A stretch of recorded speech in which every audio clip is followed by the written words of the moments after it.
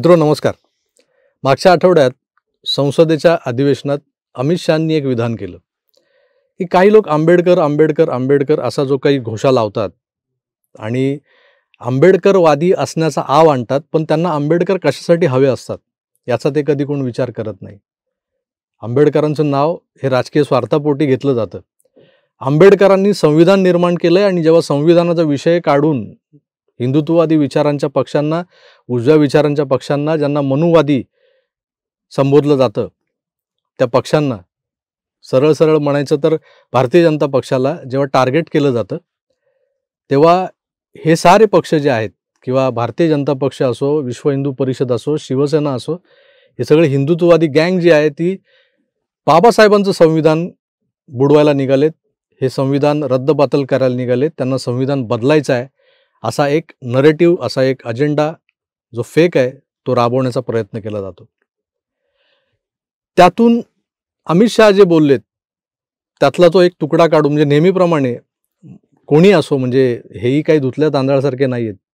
राहुल गांधीचं इधर से आलू डालो उधर से सोना बार, याच्या पुढे मागे काही होतं तर ते न दाखवता जेवढं दाखवलं गेलं त्यातून विनोद निर्मिती झाली. लोक कधी नव्हे ते विक्रमी असे हसलेत. रेकॉर्ड ब्रेक हास्य निर्माण झालं भारतात, जगभर. तर तो एक विनोदाचा विषय किंवा एक लाईट मुवमेंटमध्ये घेऊन आपण त्याला एक सहज स्फुरलेलं एक वात्रटिका म्हणू. त्यामुळे तो विषय बाजूला ठेवता येईल आपल्याला. पण काही गोष्टी, काही नेते, म्हणजे मोदींसारखे नेते, शहांसारखे नेते जेव्हा संसदेत काही बोलतात तेव्हा त्यांच्या संसदेतल्या भाषणांची तोडमोड करून ज्या पद्धतीनं भारतभर पसरवली जाते, जगभर पसरवली जाते आणि त्यातून दोन समाजांमध्ये वितुष्ट निर्माण करण्याचा प्रयत्न केला जातो, तो मात्र आपण गांभीर्यानं घेतला पाहिजे. आणि त्यानंतर आंबेडकरांबद्दल या सगळ्या मंडळींच्या मनात आस्था नाही. या मंडळींच्या मनात आंबेडकर द्वेष भरलेला आहे. आंबेडकर हे दलितांचं प्रतिनिधित्व करतात, म्हणजे हे दलितांनाही त्याच चष्म्यातून पाहतात, जे दलितांचाही द्वेष करतात.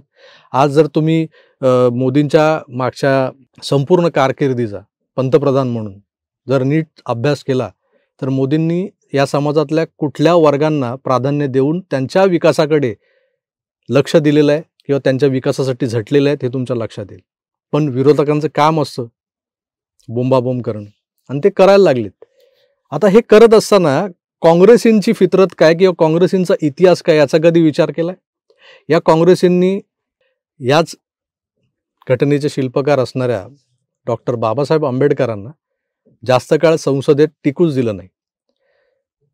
त्यांच्याकडून त्यांचं ते घटना समितीचं अध्यक्षपद नंतर काढून घेतलं गेलं. ते एका विधी समितीचे अध्यक्ष होते, तेही अध्यक्षपद काढून घेतलं गेलं. ते सार्वत्रिक निवडणुकांमध्ये उभे राहून त्या निवडणुका लढवून जिंकून आले असते आणि संसदेत जर त्यांनी आपले विचार मांडले असते तर ते काँग्रेसला परवडणारे नव्हते.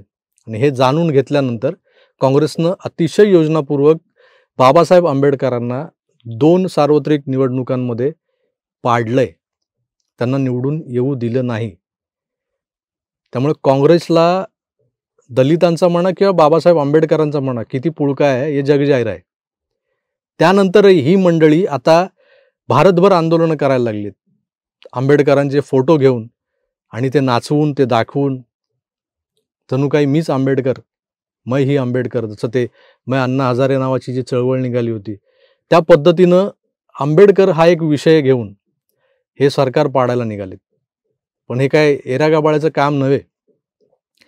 यांची जी काही मानसिकता आहे ना, त्या आंबेडकरांचा खरोखर जर हे आदर करत असतील, आंबेडकरांबद्दल जर यांच्या मनात खरोखरच अगदी उदात्त असा आदरभाव असता तर यांनी आंबेडकरांच्या विचारांवर आधारित अशा ज्या सत्याग्रही मार्गानं आंदोलनं केली असती. पण ती न करता हे आंबेडकरांचे फोटो नाचवत आंदोलनं करतायत. बरं, आंबेडकरांचा फोटो घेऊन नुसतं आंदोलन करणं हा एक वेगळा भाग झाला. पण त्या आंबेडकरांच्या फोटोचाही आदर राखणं, म्हणजे तुम्हाला जर त्या व्यक्तीबद्दल आदर आहे तर त्यांच्या फोटोबद्दलही आदर असायला हवा. हा फोटो तुमच्या हातातलं टूल किट नाही आहे. आंदोलनात किंवा या अशा या सगळ्या जुलूसमध्ये तुम्हाला लोकांना दाखवायला, मीडियासमोर नाचवायला वापरायचं असं एक टूल नाही आहे. तर त्याचा काहीतरी एक रुतबा आहे. त्या फोटोला काही महत्त्व आहे. त्या फोटो पुढे हजारो लाखो आंबेडकर विचारांचे अनुयायी नतमस्तक होतात. आज बाबासाहेब आंबेडकर हे नाव आणि त्यामागचा इतिहास ज्यांना ठाऊक आहे, मग तो आंबेडकरी विचाराचा नसेल तरीही तो त्यांच्यासमोर नतमस्तक होतो. अशा बुद्धिवादी आणि प्रचंड विचारवंत असलेल्या बाबासाहेबांच्या फोटोची हे काँग्रेसी कशी अवहेलना करतात हे तुम्हाला मी पुढच्या व्हिडिओतून दाखवणार आहे. तो व्हिडिओ तुम्ही बघा. सत्यनारायण पटेल जी सत्तू भैया संबोधित करेंगे. हमारे अखिल भारतीय कांग्रेस कमेटी के राष्ट्रीय सचिव सत्तू भैया.